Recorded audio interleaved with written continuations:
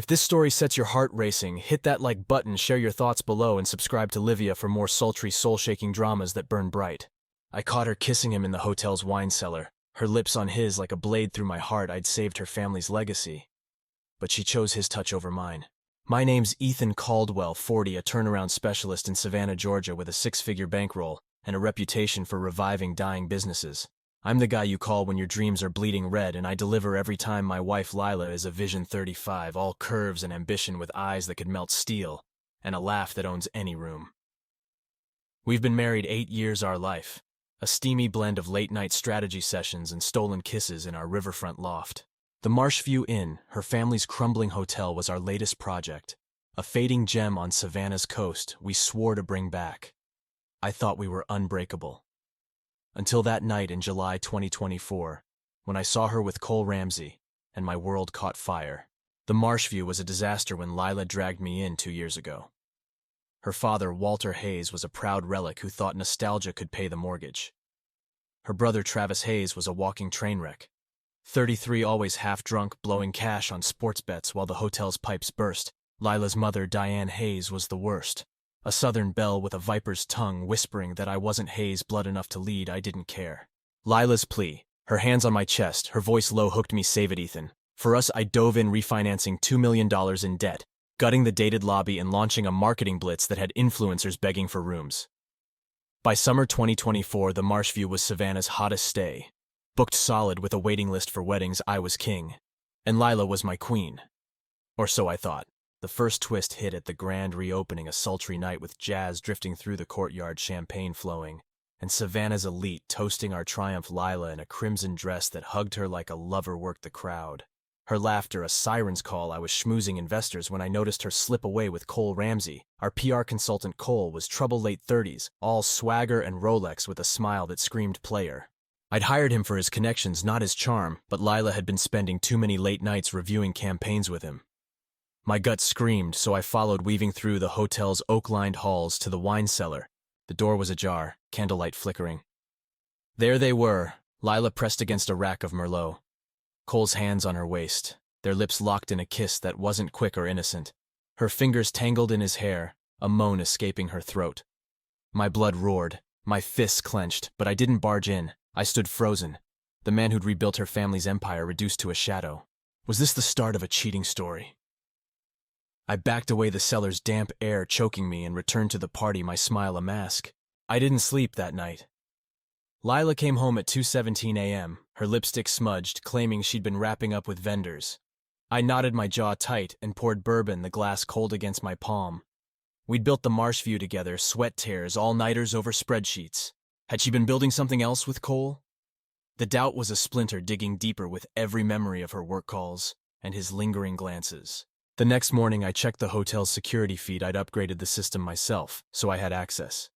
At 11:08 p.m., the cellar camera caught Lila and Cole, her body arched against him, his hand sliding lower.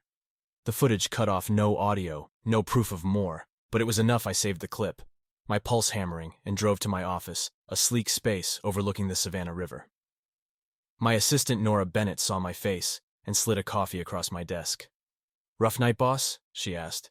I grunted. "You have no idea." The second twist landed that afternoon. Walter called a board meeting at the Marshview, and I expected a pat on the back. Instead, he stood Diane smirking beside him and named Travis CEO Travis, who'd spent the reopening slurring at guests, a whiskey stain on his tie. "He's a Hayes," Walter said, his voice final. "This is his place." Lila sat silent, her eyes on the table. I stood my chair, scraping. "I pulled this place from the grave," I said, my voice low, lethal. Diane waved a hand. "You're not family, Ethan. Step aside like I was a hired hand, not the man who'd saved their asses." I stormed out, the humid Savannah air hitting me like a slap.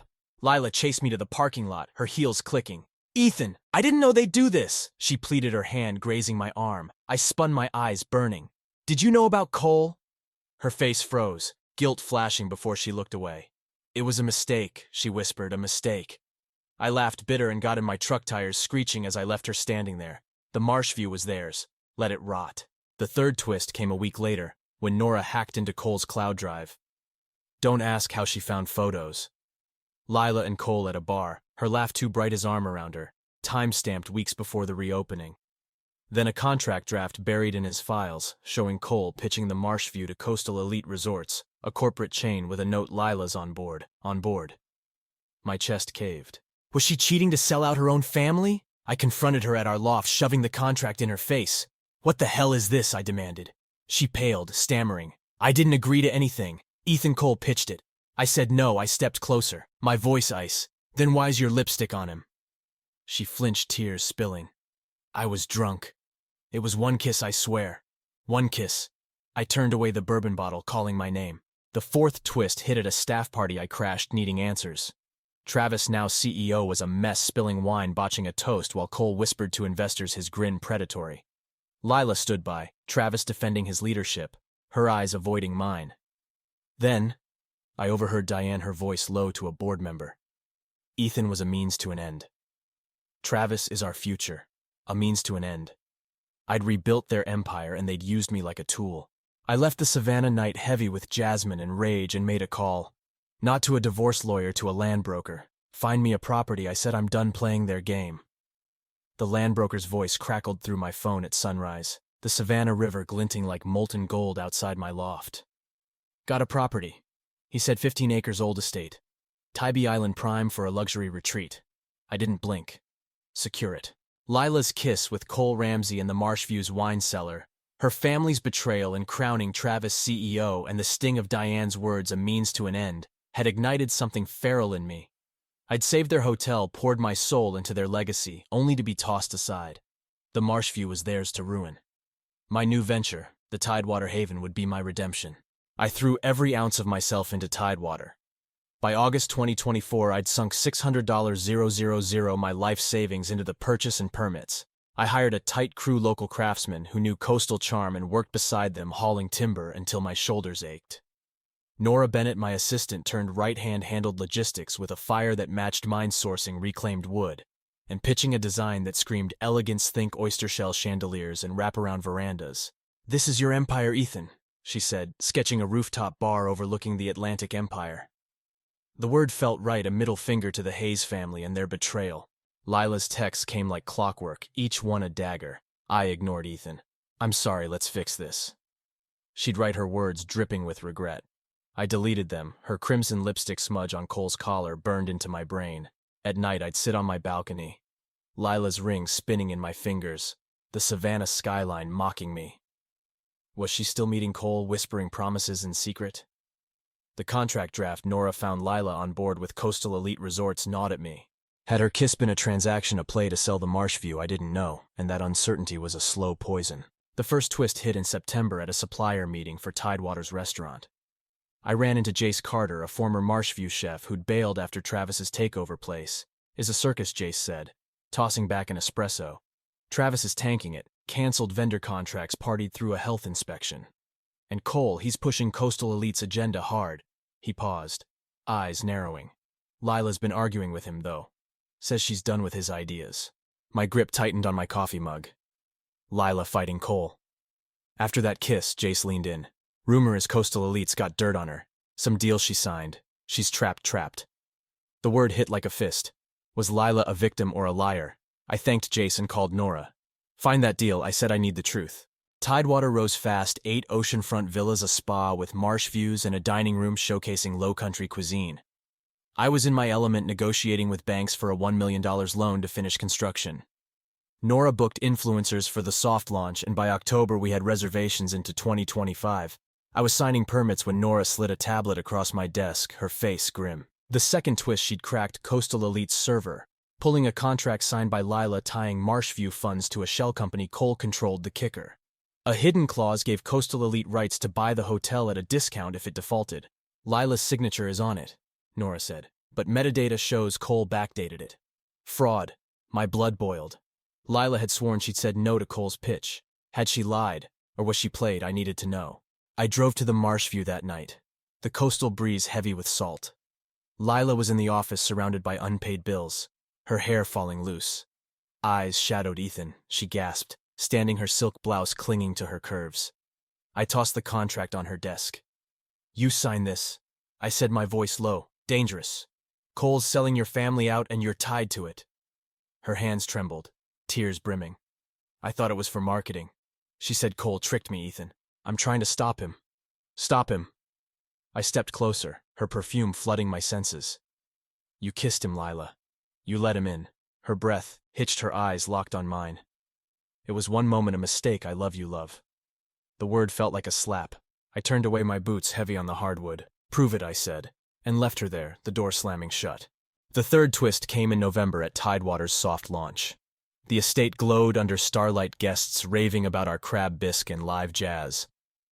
I was pouring bourbon for a critic when Walter Hayes stormed in his face. Flushed, Ethan, you owe us, he barked, pulling me to a corner. Marshview's done. Creditors are circling. Come back, run it. We'll make you CEO. I laughed sharp and cold, the bourbon burning my throat. You threw me out. Walter chose Travis a drunk over me. His eyes narrowed. You're still married to Lila. Do it for her. Lila. I glanced across the room where she stood by the veranda, watching her crimson dress. A ghost of that reopening night. I shook my head. She made her choice, I said, and walked away, the crowd swallowing Walter's protests. By December, Tidewater was Savannah's crown jewel, featured in Southern Living with bookings through summer. I was negotiating a second location when Nora flagged a headline. Marshview faced foreclosure.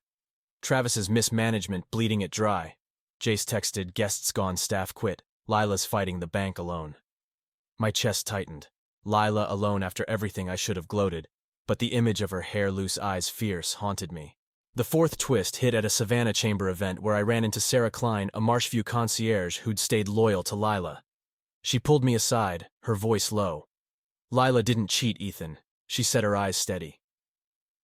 That night in the cellar, Cole spiked her drink. She pushed him away, but you only saw the start.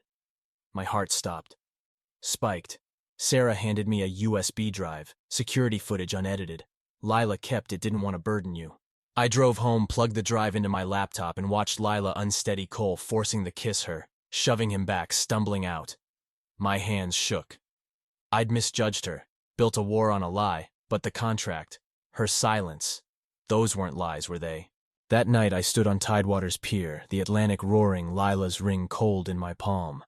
I called a lawyer not for divorce, but for war coastal elite, and Cole Ramsey would pay, and I'd make sure Lila walked free. But could I walk back to her? The Atlantic crashed against Tidewater's pier, the salt air sharp as I gripped Lila's ring, its weight a reminder of the war I'd started. Sarah's footage had flipped my world. Lila hadn't cheated with Cole Ramsey. She'd been drugged. Manipulated her kiss, a moment of weakness she'd fought to escape. Yet the contract tying her to coastal elite's fraud. Her silence through it all still burned. I'd built Tidewater Haven to rise above the Hayes family's betrayal. But now I stood at a crossroads. Could I save Lila from Cole's lies without losing myself? I called my lawyer Rachel Vaughn that night, the Savannah stars blazing, bury coastal elite, I said, and find Cole Ramsey. She didn't flinch. Consider it done. Rachel was a shark, her office a fortress of glass and steel overlooking the Savannah River. By January 2025, she'd pulled bank records showing Cole's shell company siphoning Marshview funds to coastal elite, with forged signatures framing Lila its fraud. Rachel said, sliding a tablet across her desk. We can clear Lila and sue Coastal for damages, but we need her testimony. I nodded, my jaw tight. Lila was at her mother's, drowning in legal threats from the bank. I drove to Diane Hayes's colonial mansion, the air thick with jasmine and regret. Lila answered the door, her silk robe slipping off one shoulder. Eyes shadowed. Ethan, she whispered. Stepping aside, I handed her Rachel's file. Testify, I said, my voice low. We'll end this. Her fingers brushed mine, lingering, but I pulled back. This isn't forgiveness, I said. She nodded, tears glinting, and promised to meet Rachel. The first twist hit in February when Nora Bennett, my Tidewater manager, uncovered a lead. She tapped a hacker contact. Don't ask who traced Cole to a condo in Tula, Mexico, funded by Coastal Elite payoffs. He's living large, Nora said, showing me photos of Cole on a yacht, a brunette on his arm. My blood boiled, picturing his hands on Lila, his lies chaining her to his scam. I called Rachel, who looped in an FBI contact. They're building a case, she said. Cole's sloppy left a digital trail. If Lila testifies, we've got him. I leaned back, the Savannah skyline a blur. Lila the key. But could I trust her to fight, or would she crumble under Diane's pressure? Tidewater was a sensation. Its villas booked through 2026, a Forbes feature calling it Savannah's New Crown. I hired Jace Carter, the ex-Marshview chef, to run our kitchen, his low-country dishes drawing crowds. Nora took on expansion plans, scouting a second site in Charleston. But the Marshview's collapse haunted me. Sarah texted updates. Travis is AWOL. Diane's begging creditors. Lila's at the bank daily. I should have felt vindicated, but Lila's image fighting alone, her fire dimmed, clawed at me.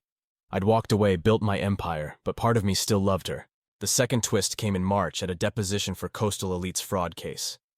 I sat in the back watching Lila face Cole's lawyer. A slick suit named Greg Dalton grilled her, implying she'd seduced Cole to secure the deal. My fists clenched, but Lila didn't waver. "He drugged me," she said, her voice like steel, eyes blazing. I signed under duress, thinking it was for marketing. Check the timestamps. The room stilled. Dalton's face tight. Cole, via video from Tulum, stared at her, his smirk gone. I saw fear in his eyes, and it felt like victory. Lila glanced at me, a flicker of the woman who'd once burned for me, and I knotted my chest tight. She was fighting for herself, maybe for us. Rachel's team moved fast, filing charges against Coastal Elite for fraud and coercion. The feds raided their Atlanta headquarters, seizing records that linked Cole to a dozen shell companies. Lila's testimony was gold, clearing her name and exposing Coastal's playbook tank. Small hotels buy cheap, flip for profit. I met her outside the courthouse, the Savannah heat heavy. "You did good," I said, my voice rough. She stepped closer, her perfume stirring memories. "I did it for you," she whispered. I looked away, the ring in my pocket, a silent weight.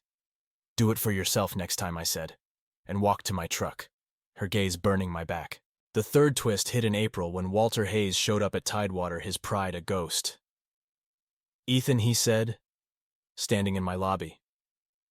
"Marshview's done bank's foreclosing. Save it for Lila." I crossed my arms, the ocean breeze cool through the open doors. "You made Travis CEO. I said you called me a means to an end." He flinched, his voice low. "I was wrong. Name your terms. I could have demanded everything, CEO, equity, their gratitude.